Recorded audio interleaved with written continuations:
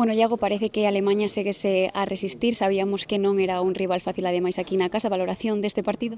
Sí, a verdade é que non foi un partido doado, non estivemos cómodos durante os 90 minutos, creo que ninguén compañeiro pois estuvo ao seu nivel, ningún dos 16, e, bueno, a verdade é que toca pasar páxina, pensar ahora no seguinte partido na casa na Liga contra o Oviedo, pois xa tenemos tempo a preparar outros 90 minutos, porque ainda queda a mitade da eliminatoria, e ver como sacar as nosas armas para intentar darlle a volta á eliminatoria. Nós non nos entregamos, por suposto. De cara a ese xoves, 90 minutos por diante, como dis, hai que queimar os barcos aí en Abanca Balaídos.